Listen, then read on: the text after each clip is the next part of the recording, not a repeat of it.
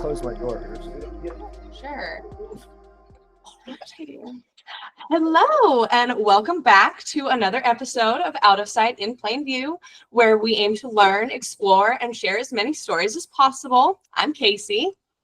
And I'm Crystal, and today we're discussing sound frequency and alternative medicine with our special guest.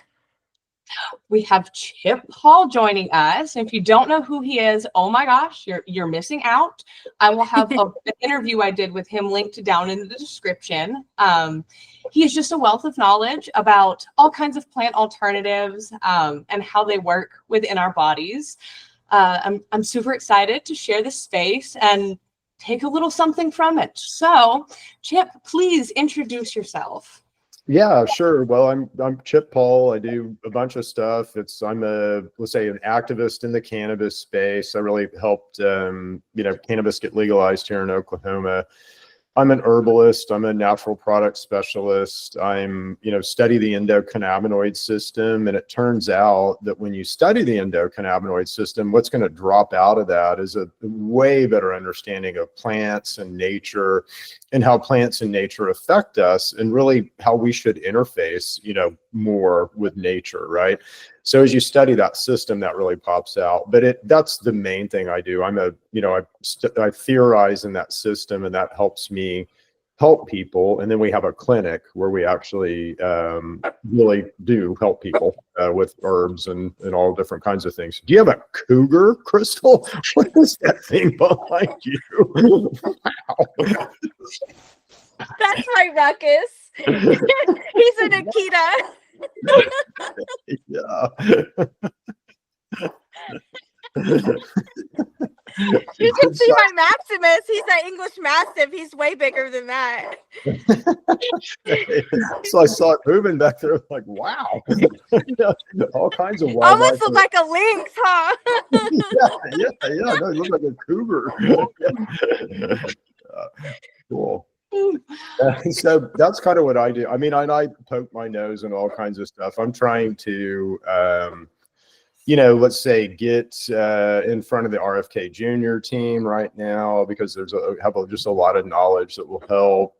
My wife and I and our partner do the only peer-reviewed medical journal for the endocannabinoid sciences space. And that'll be published in the first quarter of 2025. So we're really excited about that. So, that'll be good resources for physicians, but also for everyone. So if you want to learn more about the system, we'll have CME classes and all kinds of stuff up for everyone. So, yeah, but, the world's changing and health is changing. And so we're trying to be the tip of the spear and not get, run over too badly by being the tip of the spear. Absolutely. That's awesome. Congratulations. That is so dope. It's so important. So important. Well, and it's, to be honest with you, it's been incredibly difficult. When you are out, let's say at the tip of the spear like we are, you get slings and arrows from everyone. And so we've had, our issues with the FDA, we've had our issues with, all different manner of however you could mess with someone, we've been messed with. So it's been hard fought, hard won. It's, taken every penny that we have and, all of our kind of sweat and shoe leather and everything to get where we are right now. So it hadn't been easy by any means, but feeling pretty good about where we are right now. Absolutely. I mean, gosh, as long as I've known about you, it seems to be pretty consistent. You're always like at the forefront of all of it. I don't know how you keep finding yourself there, but I love it. It's God thing. It's God thing. They just put you somewhere. It's like, and this is where you're supposed to be. Yeah, to save lives. Yeah, and that's the big thing, right? So there's levels of detail, right? But could I take someone and help them in almost any way? It doesn't really matter what their disease state is. Yes, absolutely. And that's the cool thing about really understanding these systems is what we've been taught, we've kind of been taught, an MK Ultra mind game, right? That, you're gonna, you just break, you're very fragile. I'm sorry. But, if you have, Crohn's or IBS. So sorry, you're just broken. You're going to be that way forever. We'll give you antibiotics and steroids and things to make you better, but sorry, you're going to be that way forever. And that's so not true. Everything in us is always striving toward perfect function. We learned this in high school biology, right? So a cell will always strive toward perfect function. It doesn't matter what you do to it. You can rack it 100 ways from Sunday. It'll just divide, form a new cell, and it'll strive toward perfect. So we're just a big collection of cells, right? So your heart is just heart cells. Your brain is just brain cells. Everything in us is just a collection of cells that are all doing this. They're all trying to heal, get better, not age, be perfect. And yet we all do this. So why? Well, it's because we don't understand ourselves. We don't understand our diet. We don't understand our environment. We don't understand what we do to ourselves every day. But boy, isn't it a great system if I can keep you ignorant and sick and then make you better, right? And so that sure looks like what's happened. But as this begins to fall, as we begin to tell you the truth about how you work and kind of give you all these tools and weapons that God has given us out in nature, boy, things are going to get better in a hurry. So absolutely. 100%. I Yeah. have so many questions. The first thing I want to get into, though, is sound frequency. So one of the things that when I was kind of introducing Crystal to the idea of this episode and bringing you on, I don't know if you remember, but during the interview we did, you talked about the COVID virus and how it knows where to bind. And you were talking about the frequency, and that just like blew her mind. She's like, I need to talk to him. Touch a little bit on kind of how that works and how sound frequencies can affect us. Yeah, so let's back up a second and let's talk about how you work in a little bit maybe different way than you've been taught. Okay, and so we're very electric beings, and if you ask me, well, Chip, can you define life? Can you define what life is? And I would say yeah, and it has to do with the rate you're moving electrons. All right. So if we're moving electrons at a certain rate, we're going to fall above, let's say, a line that says that thing is alive. And how does that really work? Well, you dial it all the way down to the cellular level. And again, if cells are moving electrons at a certain rate, well, they're alive. And if they stop moving electrons at a certain rate, they will fall below a threshold and they'll begin to attract bacteria. They'll begin to attract things that will decay them, right? So just like the dead thing by the side of the road, it's going to attract bacteria. That bacteria is going to decay it. Well, your gut could have cells that fall below the line at any given time. Your heart could have cells that fall below the line at any given time. Anything in you could have, cells that fall below the line, and you're going to attract pathogens. You're going to attract bacteria that are going to just do what they do to everything. They're going to try to break you down and break down that tissue. So that all has to do with frequency, okay? Moving electrons is a frequency that donates a frequency. If you look at how a cell works, and this is fascinating, it's so cool, right? So a cell is like a bell. It's like an enclosed bell, all right? And inside of that cell, you have mitochondria, and there might be 1,000 mitochondria inside of that cell, but they're all trying to make ATP. So they're trying to produce energy. And they're doing that at a certain rate. They're doing that at a vibration, at a frequency. That frequency will approach the frequency of the sun. No joke. It's that, Wow. it's like up in the picohertz, which is insane, okay? But what that does is it's almost like you have a little sun inside of every cell that's generating this energy. DNA is not all pretty like we think it is. It'll kind of come undone. And again, things will stick to the DNA and it will make like a fractal antenna. It receives that information and then it uses that information to build proteins, okay? So that's kind of the way that you work. But there's a lot of extra energy and frequency energy inside of a cell that a cell could use to talk to his buddies, right? And so it turns out a cell will work on a continuum, all right? So a cell needs to be able to communicate with other cells, and it needs to have others communicate with it, all right? So on the, let's say, very physical end of the spectrum, cells will produce proteins. Cells produce proteins from amino acids. It's what every cell wants to do. I want to make protein. Okay. And so they'll make protein from amino acids. And those proteins will be used to signal. Okay.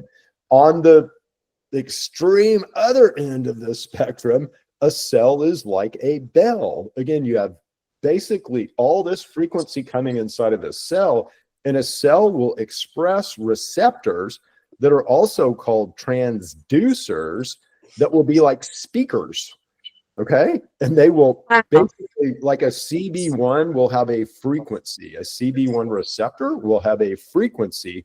And again, it might have several different frequencies. If I want to talk to my buddy, it's a low frequency. If I want to talk all the way across the body, it's a very, very high frequency because I've got to move through stuff, right?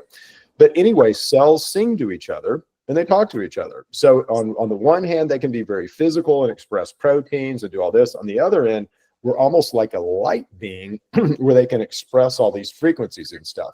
So where are we in that mess? Somewhere in the middle, kind of right now. But so now to answer your question, okay? So there's several, if you're interested in this and want to kind of go deep, a guy named Michael Levin at Tufts University is studying something called biofields. And these have to do with electric vibrational frequencies. And it's sort of a higher thing than DNA even, right? So it's more, kind of sets a tone, a higher tone than DNA would inside of us. So really interesting to study. Like DNA won't tell you where your lungs go in your body or where your heart goes, right? But these biofields are morphogenic, and so they also define kind of where stuff goes and how you lay out and everything. So Levin is a real good study. But now to answer your question directly, sorry to go all the way around from sideways, but there's a lady named Irina Kosak, Dr. Irina Kosak, and she has developed something called the resonant recognition physics. And this is the COVID thing. But basically what she's found is that proteins, like neurotransmitters, which are proteins, and then receptors, which are sort of docking stations, these guys find each other by frequency. And so something that wants to dock at a CB1 neuroreceptor, like an endocannabinoid, these guys will find each other by frequency. So this guy will have the same frequency as this guy. They're just phase shifted. So this guy's 180 degrees different, and that's why he's a dock, and this guy is 180 degrees on, and that's why he's a key. But they'll find each other in this way, which is really cool. So one of the things that they wanted to do to kind of prove this model out was it's well known that in COVID enters us through the ACE2 neuroreceptor in our respiratory system. So we get, somebody sneezes, we get it in our hand, we put it in our face, it worms its way in. It looks for those ACE2 neuroreceptors to enter and get in. Once it gets in, it does all its stuff. But it has to get in through that ACE2 neuroreceptor. So it turns out there's things that'll block ACE2, CBDA, licorice, glycosuric acid and licorice. So a bunch of stuff in nature will block ACE2. That worked great for COVID, great preventative. We've got a great product that we sell in Truemedx that does that. But these frequency people thought, well, again, I know how this frequency stuff is working. I wonder if I could just phase shift that frequency and block that neuroreceptor in frequency. And they were able to do that. So they were able to block the receptor in frequency just like they blocked it physically, which is cool stuff. But again, it just tells us that we work on this continuum of kind of very physical to almost, light being, if you will. So to kind of piggyback on that a little bit, so is it possible then for someone to use a low frequency to cause harm in some way? So, okay, dig into that a little bit for me. So there's what's the best analogy to use? So in music, I guess, so we know that, like, if you look at the frequency of notes, notes have certain frequencies that are, let's say, called beneficial. They sound good, right? Well, if you get in between frequencies of notes, they don't sound real good. They're not real beneficial. Okay. So, and there are, let's say there's 7 notes to an octave. There's lots of octaves. and there'll be 7 beneficial notes and there'll be 7 harmful notes. And those could be, sort of meted out to be 12, let's say, PowerPoints of both positive and negative, like a piano, right? So, 12 PowerPoints to an octave, so to speak. But there's 7 true PowerPoints. So the old soft Lego, music scale, that is money. That thing is money, money, money. Yeah. Interesting. Okay. So in your work, in your experience, what have you seen from people who use high frequencies in like a therapeutic type way? Yeah, so it's not real common, let's say, in medicine yet. You certainly can go, like if you have chat and you're interested, you can go, query chat ad nauseum about it. But there's been some studies, but it's not like real widely used in medicine. So where I'm seeing it used the most right now is diabetic neuropathy. There's a pulsed EMF treatment for diabetic neuropathy, and it's insurance recoverable. And there's a group here in Oklahoma City that's doing it quite effectively. They could do it better. I'm trying to work with them, to consult with them to get them to do it better. But so there's it's being used some, but just barely yet, right? So you have, rewind back to the 1920s and 1930s, you had a gentleman named Royal Rife, who was kind of a microscope expert. He knew that cancer, you could take cancer and kind of pour it through the filters that they had at the time, which is a 100 micron filter. And he knew that the cancer would still go through, so it was smaller than 100 microns. So he built an advanced microscope where he could see cancer. And then he basically took an AM radio and started trying to mess with the cancer cells to see if he could pop them. He was able to pop them in frequency. They built a device called the Rife device. That device cured 17 out of 17 cancer patients in a clinical trial at the Scripps Research Institute. After that happened, he was sued by the AMA, bankrupted by the AMA, and really just, he ended up committing suicide in Mexico, which is really sad. Yeah. Wow, that is wild. Jeez. All right. So in your clinic, because your clinic, like storefront area, that is up in Oklahoma City, correct? Yeah, in Edmond. We're in the Edmond, Oklahoma area. Yes. Okay. All right. So do you do work regularly with like frequencies and like working with people and helping them kind of find the right approach? Yeah. So let's talk about the science though. And again, I'm pretty, even though I'm woohoo and way out at the tip of the spear, I'm pretty hardcore scientist, right? And on the let's say evaluation side, these frequency technologies are really good. They're getting better and better, but they're really good right now. So I can scan you, let's say in frequency, and these things will scan down to the tissue, down to the just piece of tissue almost level. So I can see what's going on with you and if you're dysregulated. Now, this is not a medical device yet, and I couldn't, even if I was a doctor, I couldn't diagnose you with this, but it's so informational and so good. So the best thing about the frequency scanning right now is it can see pathogens. It can see parasites, funguses, bacteria, viruses inside of you. And, 99%, let's say, of our diseases, symptoms, all that are related to some kind of pathogen. So again, if I can understand what pathogens you have, that really helps me with a treatment and helps me get you better so much faster. Because if I can zero in on those pathogens, kill them, your body will heal itself. I mean, you're going to heal itself. We just got to kind of get rid of the insults. So in frequency, I can see that now. This machine that I have will also, let's say, inject frequencies into you. I don't think it's good enough yet. The technology is just not good enough yet. Okay. So, you might get lucky and something might work once or twice, but generally it's not going to work every time. So I couldn't say with certainty that, if you had cancer or something, you're going to come in here, I'm going to put you on the bioresonance and it's going to work. Because I can't say that yet.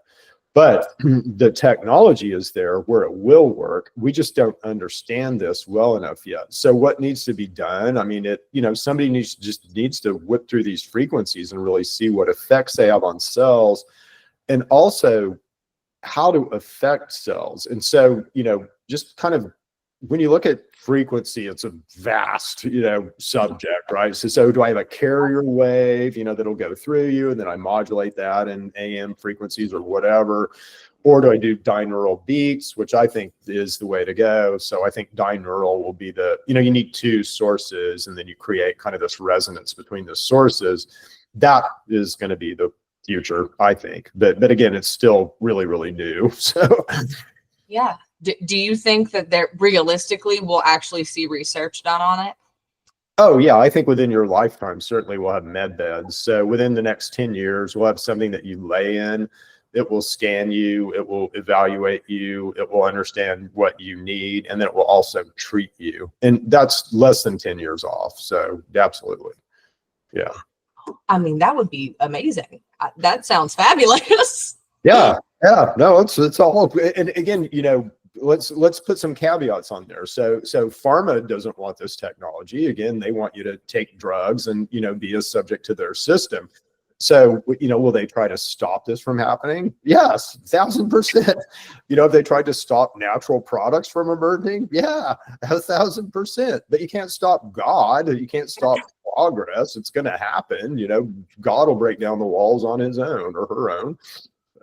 Yeah, so it's coming. Nice. Beautiful. I'm going to take the opportunity while we're at a good pausing point before we kind of switch topics here a little bit. I'm going to do our sponsors and our supporters. And I'm going to have a little section for you as well, Chip, to kind of throw out there anything you guys are doing up there that you'd like to get some eyeballs on. So you have a bit to think about it. All right. First off, of course, big thank you to Se7en Staffing. They offer a custom approach to all your HR, staffing, and recruiting needs in every space, but we really, really love cannabis. So whether you're looking to outsource the stress of hiring or want to start a new career this year, Se7en's the way to go. You won't make a better deal in 2025 than teaming up with us. So I would highly recommend you check out their links down in our description.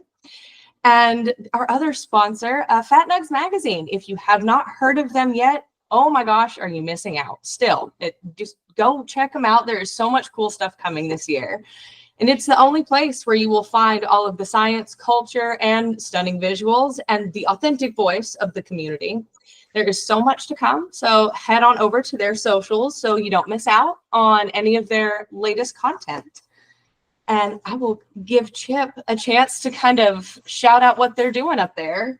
Yeah, no, I love both your sponsors, so I actually shout out to both of them too. It's you can't get better weed porn than you see in Nugs Magazine, so it's good stuff. It's like the Playboy of weed, so it's good stuff. But they have good articles and everything. And Se7en's a really good staffing company, so they've done a good job with the cannabis industry.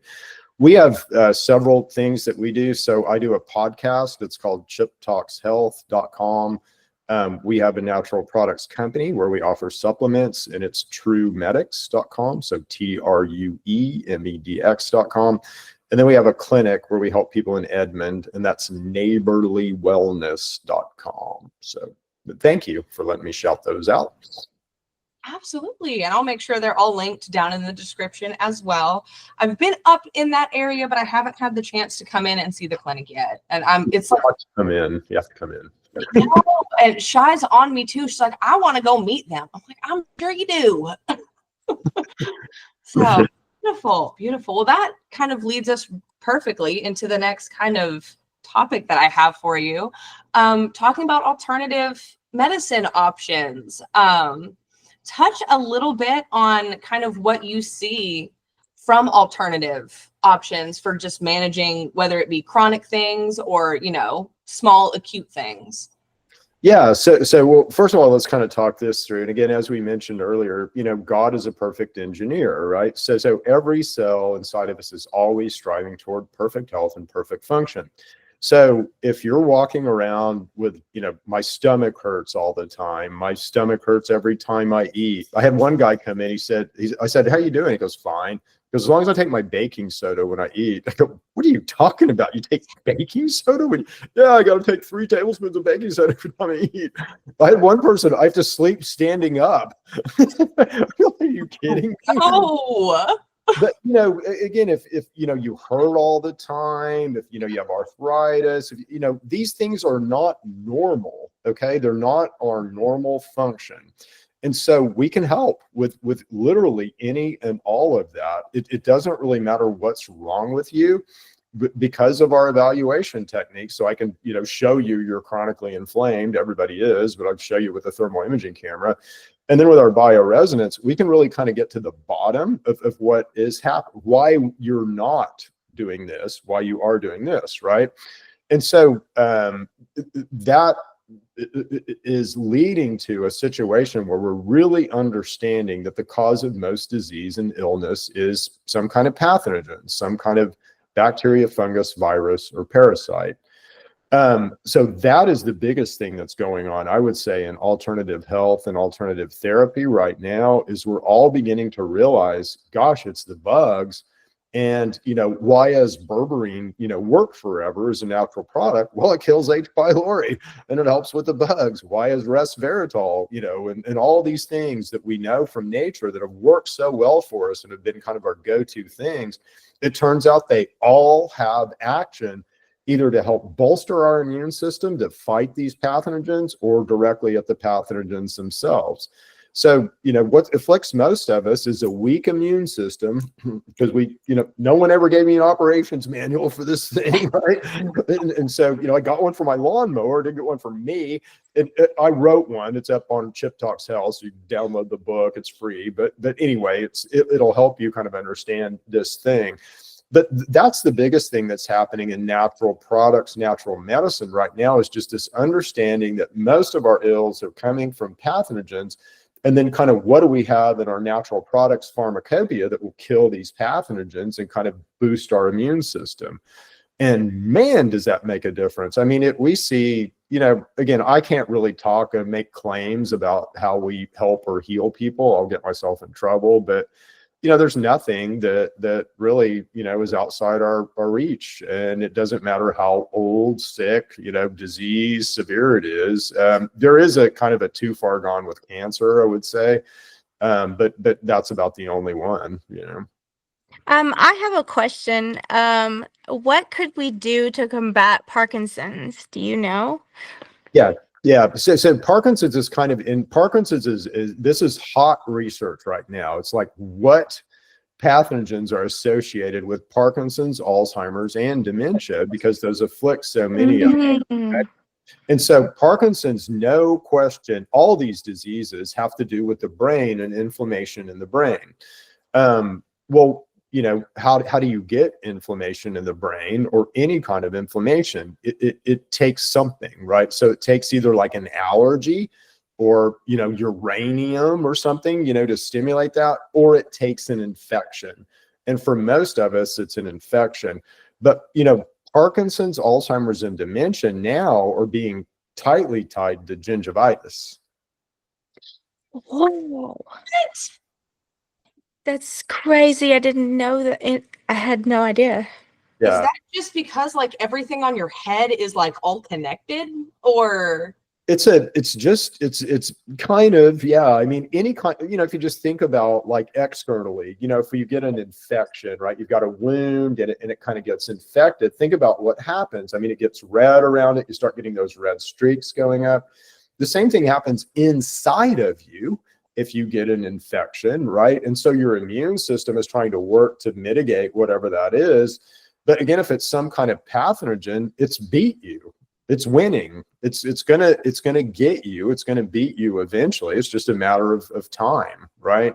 And so gingivitis, unless you do something about it, it's gonna beat you, right? And again, it's easy to do something about it. Gargle tea tree oil, and you'll kill it, right? But if you don't know that and you just let her whirl, again, you're gonna be at risk.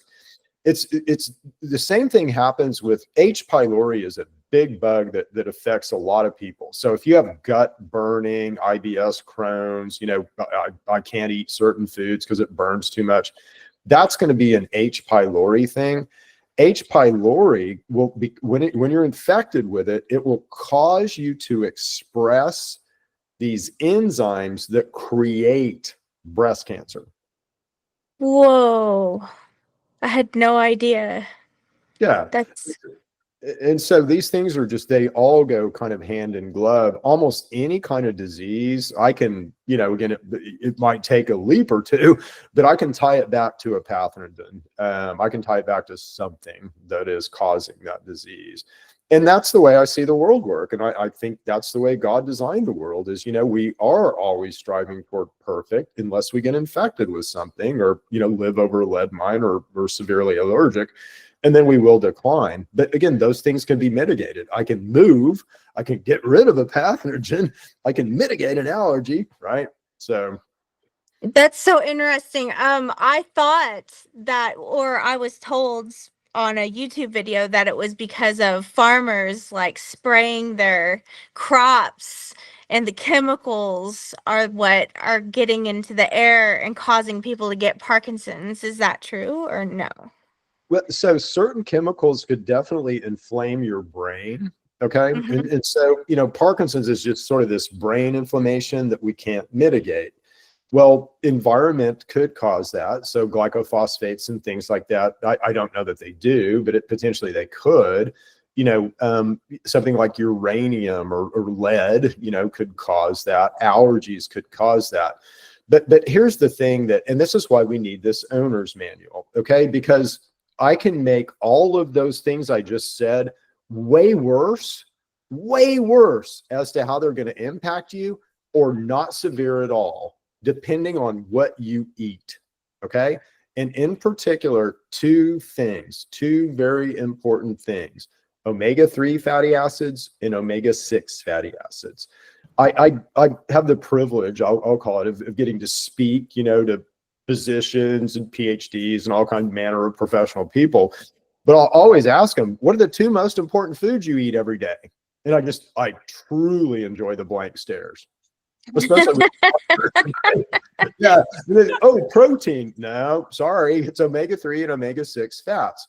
Now, why? Now, listen to this because this will answer kind of your question in a sideways way. But why are these important? Well, first of all, they feed your endocannabinoid system. So our endocannabinoid system is not built from marijuana. It's built from omega-3 and omega-6 fats, okay? And so if we eat these fats in balance, we set a real cool situation in our immune system where something can happen like a stimulus that might inflame our brain, like glycophosphates or uranium or whatever. And if we're eating the right ratio of these fats, we'll have a situation where we inflame a little bit, we deal with whatever it is, and then we deflame and we're good. That is not the world that we live in right now. Okay. Because of our diet, we overconsume omega-6s and we underconsume omega-3s. This is just like configuring your car. Okay. So if you do this, what's going to happen? You're going to set a really reactionary and inflammatory state in your body.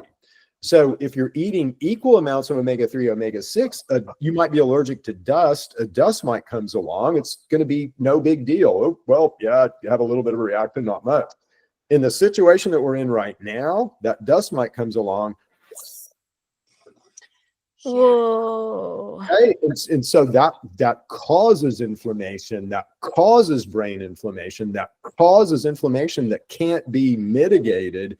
And the lying cause of really all the brain stuff is, inflammation that can't be mitigated. So that could come from being too sensitive and very little stimulation. That could come from big stimulation, like an infection, or it could come from environmental things. But the cause is brain inflammation. It can be caused by a bunch of other different stuff, if that makes sense. But we are setting ourselves up in this diet situation by eating so many omega-6s over omega-3s that we're all just hyper-inflammatory and hypersensitive. Think about this. You guys will remember during COVID that one of the solutions was to help someone with COVID. I had to give them monoclonal antibodies, which would depress their immune system. Okay. in what world should I depress your immune system for you to fight a disease? That makes no sense, right? Unless it's this hyper reactive situation that I'm so reactive up here that, you know, COVID is eating me up over here. So I got to kind of calm this down so I can kind of deal with everything. That looks like exactly where we're at. So, boy, that does sound kind of bass backwards, doesn't it? Yeah. For real. now get this. This is really cool. So if I fed you like more omega-3s than omega-6s, what would happen? You would be a super healer, but you wouldn't have any reaction or inflammatory properties in your immune system. So like you might get infected by something, you might get, you know, infected by a parasite or something, where you just heal as quick as that thing could eat you, but you wouldn't have much of an immune response to deal with it, which is interesting. So one side, omega-3s are healing, omega-6s are reactionary inflammatory, right? And we kind of need them both. We do need them both in balance to be the best we can be. The other thing that happens when we do this is it creates a situation or biome that is really whacked out. So our biomes get dysregulated.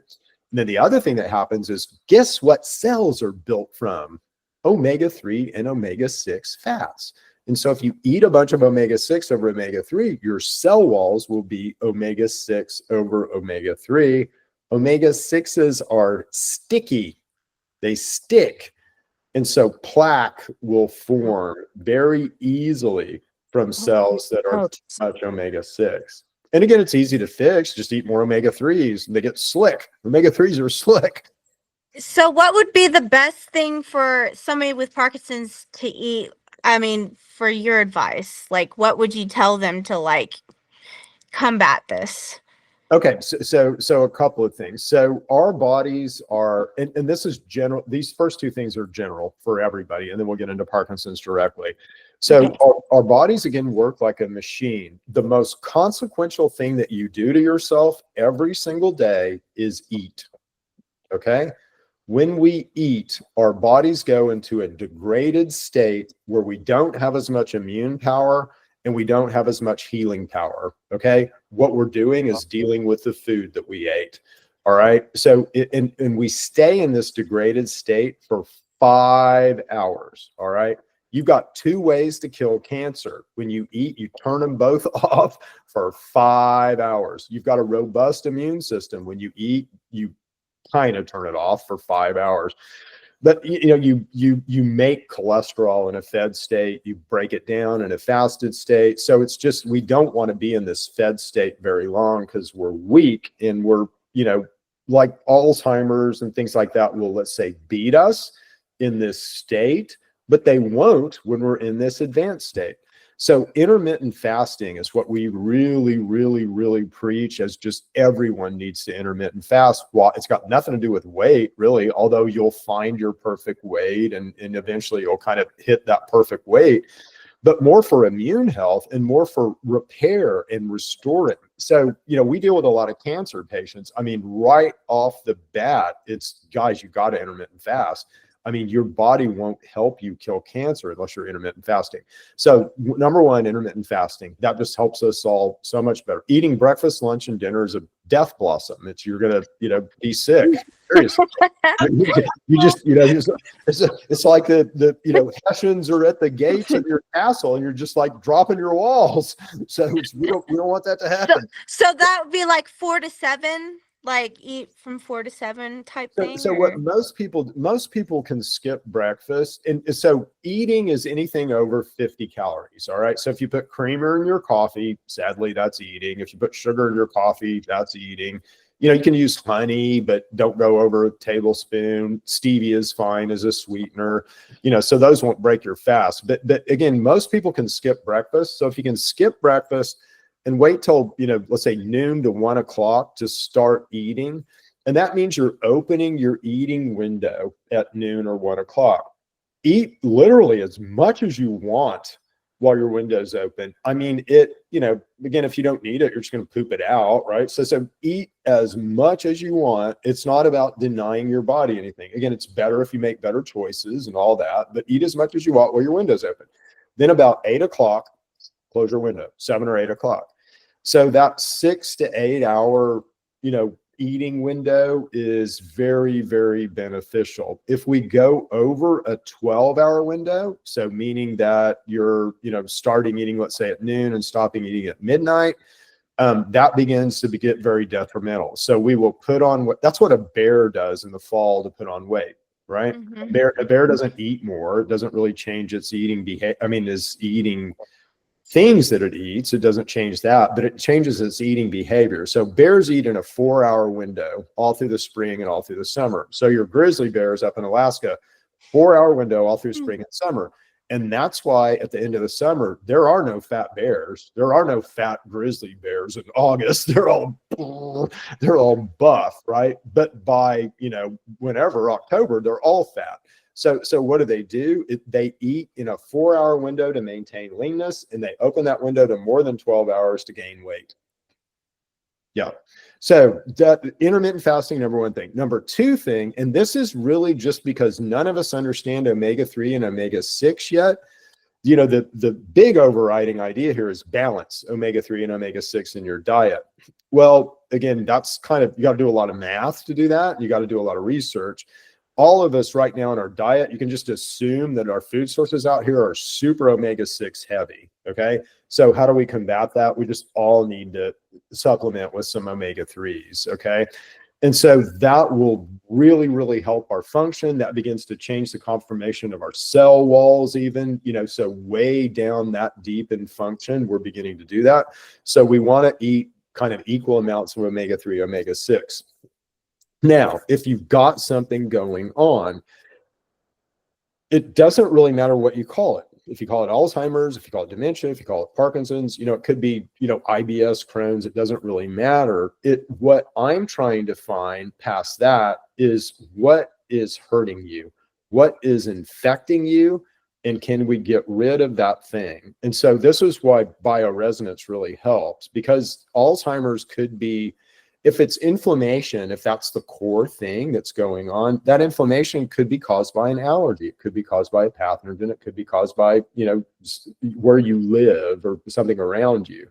So this machine kind of helps figure out that and figure out that in a little bit more detail.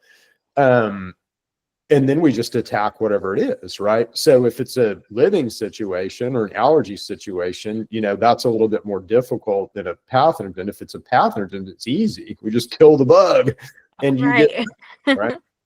So, and there is, let's say, a too far gone, I would say, with, Alzheimer's, dementia, and Parkinson's, but it's beyond what you probably would think it is. So, and part of like my mom has dementia, right?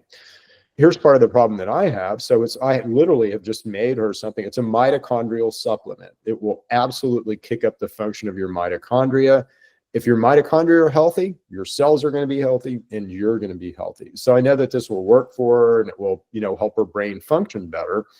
But again, I've got to fight through her attitudes about natural products, her doctor, what her doctor thinks, and her husband. And so, we've been able to do that with some of the things that I've got her taking, but not, the latest stuff, right? So there's always kind of these extenuating circumstances. And again, education fixes it all, but some of these people don't want to be educated. They think they've got it all figured out. So, yeah, no. So, that kind of just to touch on diet a little bit before we get to a point to wrap up. What would you say would be like the most beneficial things to add in? I know you mentioned the omegas. What dietary changes, maybe herbs, plant things that could be added in that could potentially be beneficial for people just like in general? Yeah, no, let's talk this through. And this is really important. And again, why should you listen to me over, the 100,000 other idiots out on Facebook and stuff? Because first of all, download Chat GPT and please run anything that I say through Chat GPT. That would be one way to do it. But then the other thing is I've just studied how cells work, right? So that's really, in studying the endocannabinoid system, you have to study how cells work and you have to really understand how cells work. So if you understand how cells work and what cells need, then you understand diet, okay? Because again, it doesn't get any more basic than feeding our cells, right? So here's the taxonomy, let's say, of need of your body. The most important thing to your body is dietary fat, okay?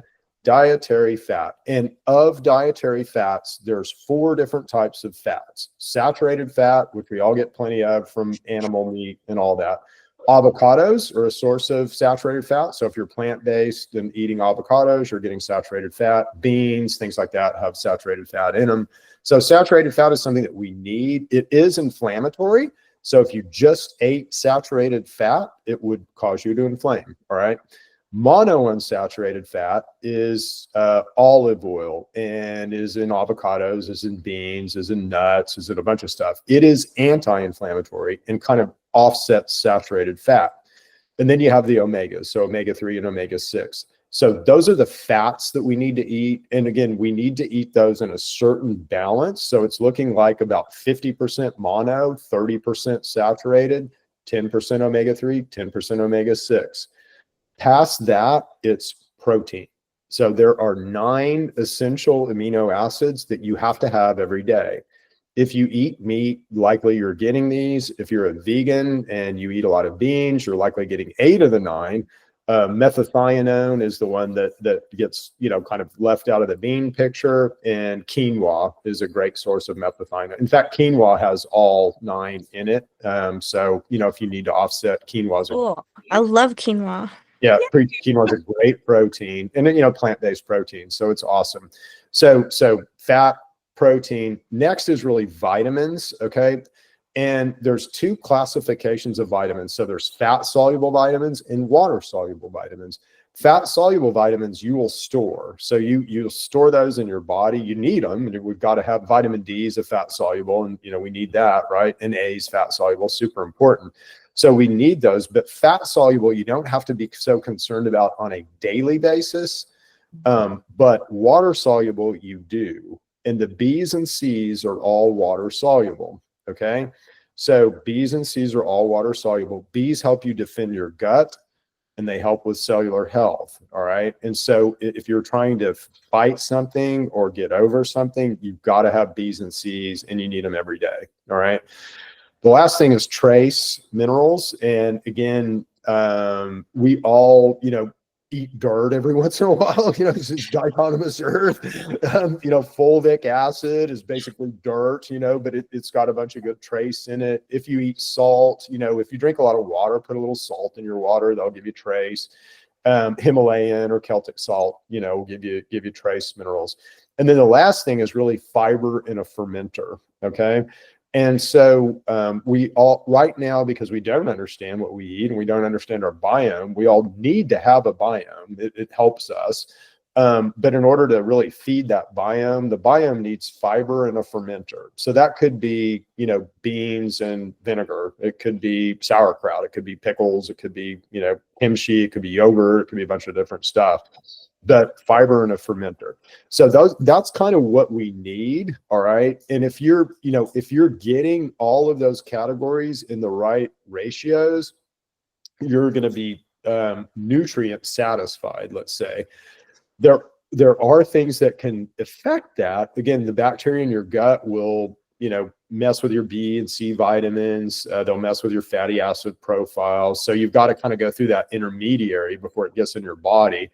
But again, the best we can do right now is just kind of know what we need to eat those things. And that, that works really well. It's funny when you study cells. So it's, God's a perfect engineer. So why do I'm wearing glasses, I have gray hair, and my teeth are falling out. So why does that happen, right? It shouldn't happen, right? God's a perfect engineer. So there's something else is going on there. But I've figured out how to regrow my hair. So you can't tell it yet, but I've got probably a month of new growth, in my hair, and it's repigmenting, which is cool. So it's turning, dark again, which is crazy. So hopefully, a year from now, you'll see me dark headed, and then we can all point to it and go, crazy Chip, you figured shit out. Yeah. I got a question. What is the worst thing that you can eat if you have Parkinson's? If you have Parkinson's, the worst thing, probably sugar and corn syrup, high fructose corn syrup. High fructose corn syrup is in everything. It's in ketchup. Okay. So you really got to get good at reading labels. But any, let's say straight sugar, processed sugar, or high fructose corn syrup, you want to stay away from. That'll just add to the inflammation.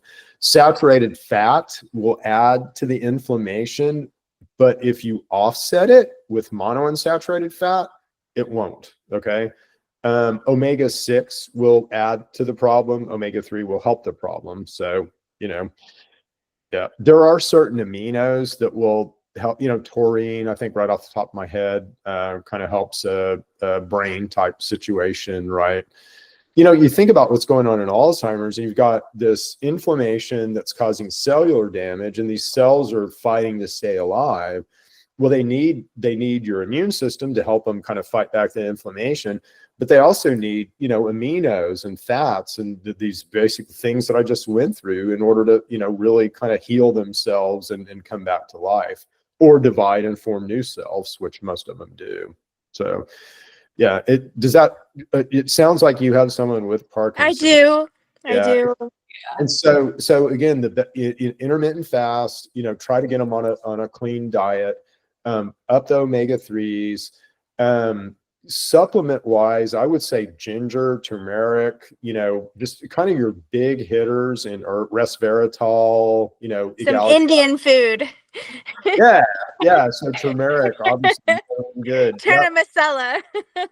Yeah, but supplementing will help him with anti-inflammatories. So just any kind of anti-inflammatory, really, or her, him or her, whoever it is. So, yeah. Yeah. Thank you so much. Yeah. Wow.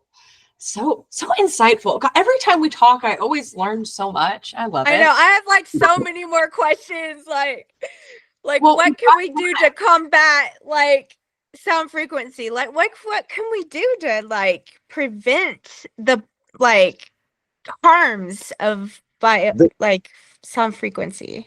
So the sound frequency, I would say, I kind of think we had it figured out back in the day. I mean, I'm one of these weird people that think, if you're a Christian, I think we've had our 1,000-year. I think we've fallen from that. The tribulation assumes that we're good men in a good world, or good women in a good world, and that the devil comes in and takes that over. That's not what I see right now. I think we're good people in a horribly evil world.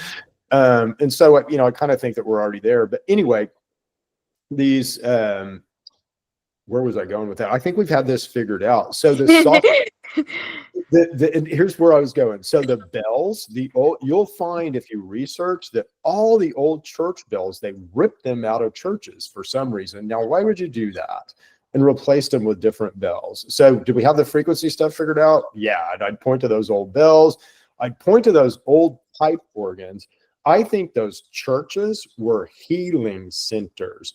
Those old pipe organs can hit any frequency. I mean, any frequency in a big scale, right? And that's why they have all that variation and stuff.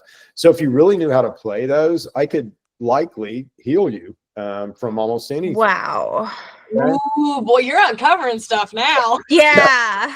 So the bowls, the singing bowls, right? So you've heard the singing bowls. So those are set to these old soft Lego frequencies, and those absolutely work. And it might be good for your Parkinson's person. If you've got somebody who does singing bowls and does like a singing bowl therapy session, that might be a really good thing for them. A really good thing. Wow. Thank you so much. Interesting. I didn't even know that. Yeah, that's crazy. I'm like mind blown. You guys are fun. Oh, I love it. Well, before we wrap up, is there anything, any last thoughts you'd like to add? Any last little bits of information you'd like to share? Yeah, I guess, I would say when you look, if you're trying to learn about how you work and learn about human function and all this stuff that we're talking about, if you kind of go out in, let's say, generally, there's so much chaos and confusion. And chaos and confusion is the tool of whom, and logic and order is the tool of whom, right? So we have to kind of discern through all this crap. But, you know, the best thing I think advice I could give anybody is find your authority, find your expert, you know, make sure you can validate your expert with chat or, you know, however you need to. But once you kind of find that expert, you know, and get a trust level, you know, go down the path, right? Because the path that I would say, what's the health path with the pharmaceutical system, right? It's that there's just not a good answer there.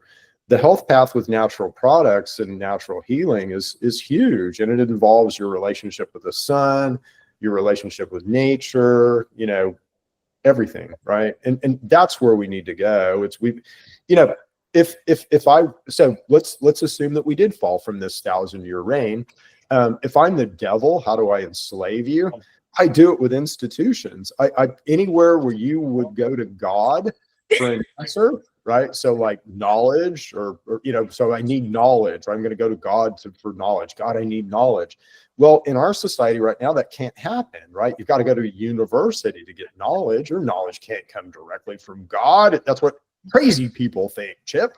You know, or you know, your health. Right? Your health can't come from God. God can't heal you. You've got to go to the hospital. You know, so God has built this great system out here of nature, of natural processes, of sunlight, and all that.